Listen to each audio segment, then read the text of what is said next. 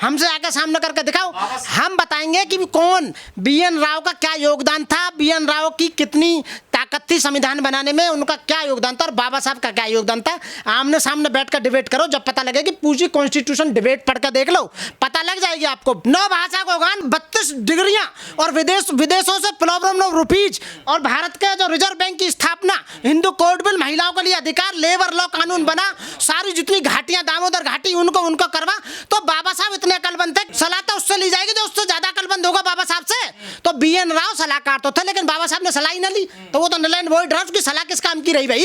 मैं ये भी बता सकता हूँ कौन से पेज पे कौन सा आर्टिकल है, उससे रिलेटेड कौन सा केस है, कितनी परिशिष्ट है, कितनी अनुसूची है, कितने अमेंडमेंट है और कितनी बार उसमें अमेंडमेंट हो चुका है, और इन्होंने रिजर्वेशन के नाम पर कौन कौन से आर्टिकल में और हमारे इन्होंने फंडामेंटल राइट्स को कैसे कैसे वायलेट किया है, ये सब कुछ बता सकता हूँ। इतना रटा हुआ है संविधान, सामने आकर देखो तो सही, बैठकर जब बताऊंगा ना आपको कि क्या क्या हुआ। और मूर्ति वहीं लगेगी, ग्वालियर हाई कोर्ट में तो लगेगी, और बाकी के जितने भी बाबा साहब की स्टैचू और हाई कोर्टों में भी लगेगी डेफिनेटली। ये जलते हैं कि बाबा साहब ने संविधान बनाकर इन लोगों का उद्धार कर दिया। जो लोग हमारे यहाँ नौकरी करते थे, जो लोग हमारे आगे खाट पर नहीं बैठ सकते थे, जो लोग हमारे सामने मतलब आगे चल नहीं सकते थे, जो लोग अपने सर पर चप्पल लेके चलते थे, हमारे दरवाजे पे बारात नहीं चढ़ा सकते थे, हमारे कुएं पे पानी नहीं पी सकते थे, कुर्सी पर नहीं बैठ सकते थे, खाट पर नहीं बैठ सकते थे, आज ये लोग हमारे सामने हमारा सामना कर रहे हैं। तो इस बात का इन्हें दुख है कि बाबा साहब पैदा ना होते, बाबा साहब संविधान बनाकर इन लोगों को अधिकार ना देते, तो ये आज हमारा सामना नहीं करते। अरे कितने बच्चे बाबा साहब के आज IAS, IPS, IAS, जज, डॉक्टर, इंजीनियर, वकील सब हैं। आज देखो ना, आप बाबा साहब के वंशज नहीं है कि हम बाबा साहब के वंशज नहीं है बोल रहे हैं, हम बता रहे हैं। मैं कह रहा हूँ बाबा साहब की मेहरबानी से मेरे घर में 8 लोग हैं, 8 के 8 वकील हैं, और सारे पूरे खानदान में 23 वकील हैं, 23 यदि चाचा ताऊ उनके सब बच्चों को लगाया जाए। ये बिकॉज ऑफ द बाबा साहब doctor Bhimrao Ambedkar and his constitution, उन्हीं के कॉन्स्टिट्यूशन के द्वारा और बाबा साहब की मेहरबानी से आज इस मुकाम पर हैं। हमसे आकर सामने करके दिखाओ, हम बताएंगे कि कौन बी.एन. राव का क्या योगदान था, बी.एन. राव की कितनी ताकत थी संविधान बनाने में, उनका क्या योगदान था और बाबा साहब का क्या योगदान था। आमने सामने बैठकर डिबेट करो, जब पता लगेगी पूरी कॉन्स्टिट्यूशन डिबेट पढ़कर देख लो, पता लग जाएगी आपको। कम से कम 50 बार भारत का संविधान मैंने रटा है, वो इसलिए रटा क्योंकि वो हमारे बाबा साहब ने बनाया था, इसलिए हमने अच्छी तरह से पढ़ा है। मैं ये भी बता सकता हूँ कौन से पेज पर कौन सा आर्टिकल है, उससे रिलेटेड कौन सा केस है, कितनी परिशिष्ट है, कितनी अनुसूची है, कितने अमेंडमेंट है और कितनी बार उसमें अमेंडमेंट हो चुका है, और इन्होंने रिजर्वेशन के नाम पर कौन कौन से आर्टिकल में हमारे इन्होंने फंडामेंटल राइट्स को कैसे कैसे वायलेट किया है, ये सब कुछ बता सकता हूँ। इतना रटा हुआ है संविधान, सामने आकर देखो तो सही, बैठकर जब बताऊंगा ना आपको कि क्या क्या हुआ।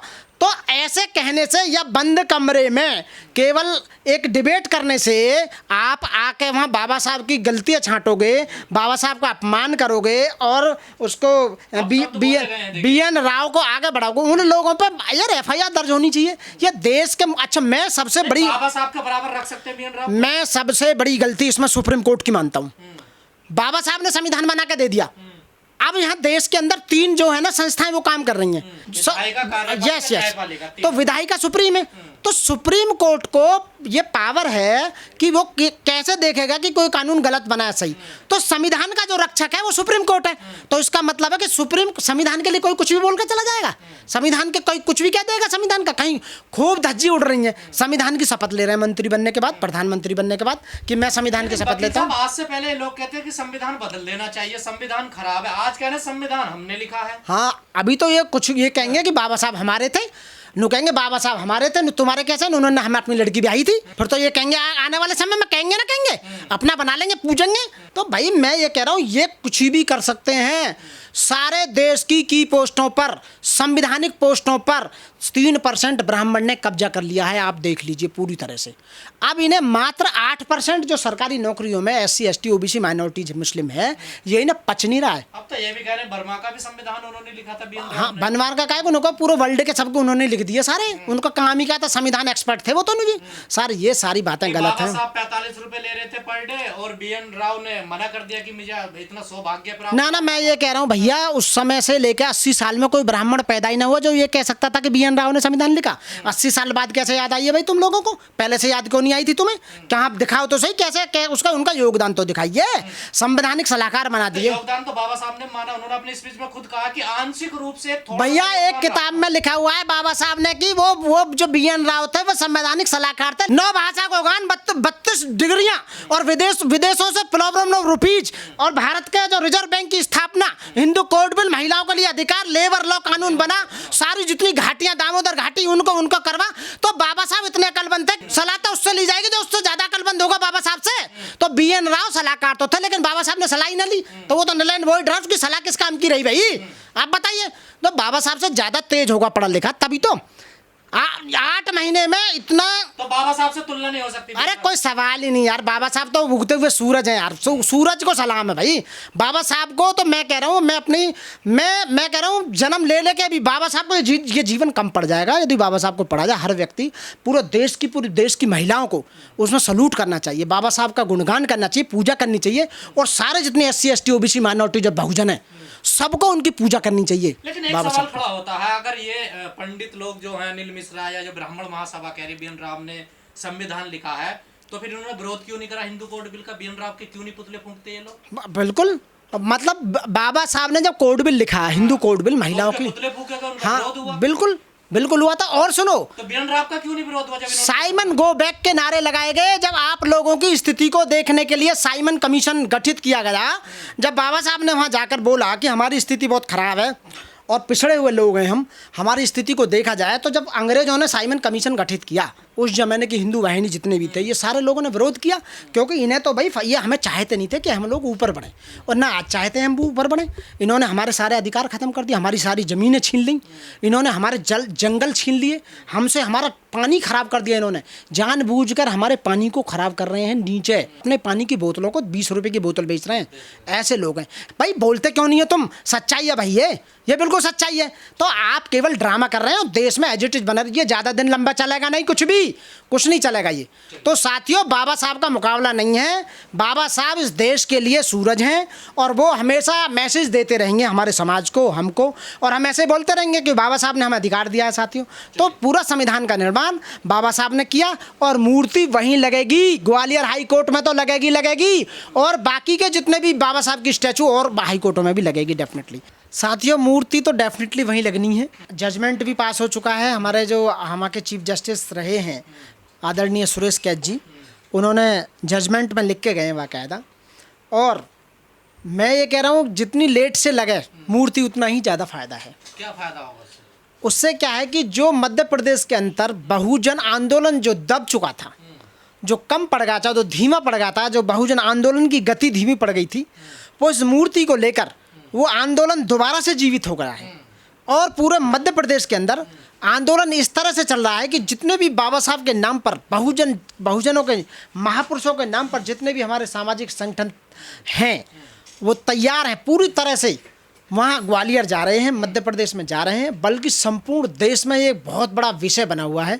और यह विषय, मैं तो ये कहूँ कि अभी मूर्ति 2 या 3 महीने और ना लगे, तो ताकि उसका बेनिफिट हमारे लोगों को चुनाव में मिल सके। मूर्ति तो लगनी वहीं पे डेफिनेटली, ये साबित, ये आदेश हो गया तो मूर्ति लगेगी वहीं।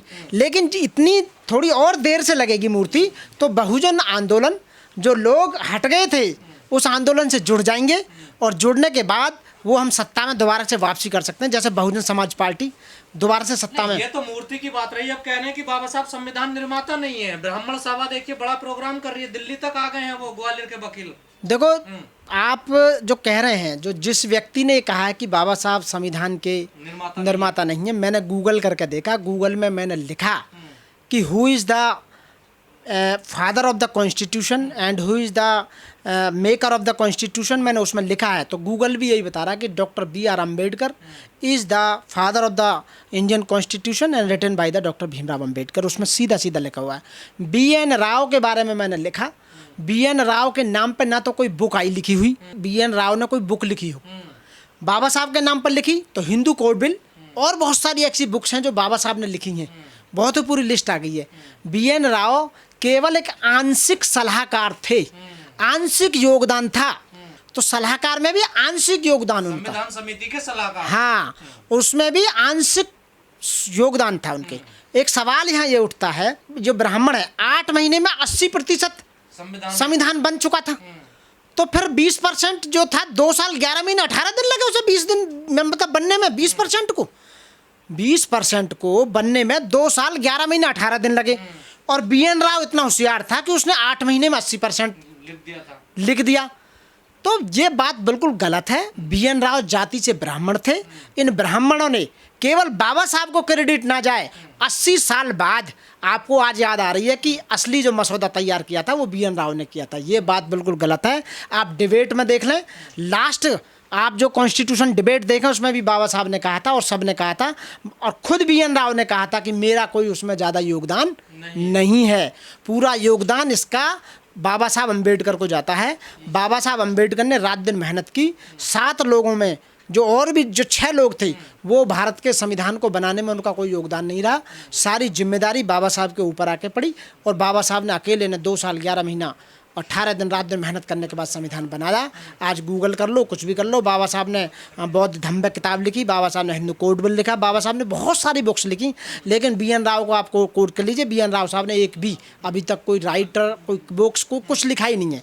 तो ये केवल बाबा साहब के नाम को मिटाना चाहते हैं, ये जलते हैं। संविधान जब पूरे देश के अंदर ये आवाज़ 80 साल से उठी है और इस बात को लेकर जो जन आंदोलन, जो आक्रोश, जो बहुजन आंदोलन जो जुड़ रहा है, और इन्हें डर है कि सत्ता से बाहर ना हो जाए बाबा साहब का नाम लेकर, क्योंकि बाबा साहब एक ऐसी यूनिक पर्सनैलिटी है कि बाबा साहब के नाम को लेकर पूरे बहुजन, SC ST OBC माइनॉरिटी मुस्लिम सब एक हो जाते हैं उस बाबा साहब के नाम को लेकर। क्योंकि संविधान को हाथ में लेके ये कुछ भी कहते रहें उससे कुछ फर्क नहीं पड़ेगा और मूर्ति वहीं लगेगी। चर्चा का विषय तो बन गया ना, देखिए। नहीं, चर्चा का विषय तो चर्चा कीजिए, ऐसे चर्चा से थोड़ी बात बनेगी। आमने सामने बैठ के चर्चा करो, आओ हमारे सामने, दिल्ली आओ हमारे सामने, डिबेट करो। जब बताएंगे हम संविधान पढ़ के, सारी कॉन्स्टिट्यूशन डिबेट पढ़ के, सारे जितने भी अभी तक के जो किताबें हैं, अम्बेडकर जो बाबा साहब का साहित्य है उसमें, और जो राइटर ने साहित्य लेके उसमें देख के बताएंगे ना हम कि उनका किस किस का क्या योगदान रहा। जब पता लगेगी। आज बाबा साहब को सलूट जो कर रहे हैं, बाबा साहब को जो फादर ऑफ द कॉन्स्टिट्यूशन पिता में बोल रहे हैं, ऐसे ही नहीं बोल रहे। बाबा साहब ने ही संविधान बनाया था। ये केवल बाबा साहब से जलकर आज 80 साल बाद आपको याद आई है। पहले तो नहीं पढ़ा लिखा था आपने, आप पहले से बताते। आज जब बाबा साहब की मूर्ति सुनो, और मैं बता रहा हूँ ग्वालियर हाई कोर्ट में नहीं, अभी जल्दी में प्रस्ताव पास होने वाला, पूरी गवर्नमेंट सभी हाई कोर्टों में बाबा साहब की स्टैचू हर हाई कोर्ट में लगेगी। ये डेफिनेटली हो गई। इन्हें इसी बात का डर है कि यदि यहाँ लग गई मूर्ति तो हर हाई कोर्ट में लगेगी मूर्ति। और ब्राह्मण जितने भी हैं, 3% जो देश में ब्राह्मण है इस समय, केवल उन्हीं की चर्चा कर रहा है, बाबा साहब की चर्चा नहीं कर रहा। बाबा साहब के योगदान को मिटाना चाहता है। और सुनो, हाँ, वो बोल के गया है, उसे मूर्ख है, उसे बुद्धि नहीं है, उसने सही नहीं पढ़ा और अनाप शनाप बोल रहा था। मैंने उसका भी वीडियो देखा है, जो गलत था, बिल्कुल गलत इंटरप्रेट कर रहा था। पढ़ा लिखा व्यक्ति है जन नहीं, ये तो पता नहीं कहाँ से पंडित जी हैं वो। जितने भी मनुवादी लोग हैं, जो मनु को मानने वाले हैं, जो मनु के बच्चे हैं, ये जो मनुवादी विचारधारा है, जो मनुस्मृति को मानते हैं, वो चाहते नहीं है कि इस देश के अंदर संविधान को पूरी तरह से लागू किया जाए। संविधान के द्वारा लोगों को बेनिफिट दिए जाएं, SC ST OBC माइनॉरिटी बहुजन महिलाओं को इनको अधिकार दिए जाएं।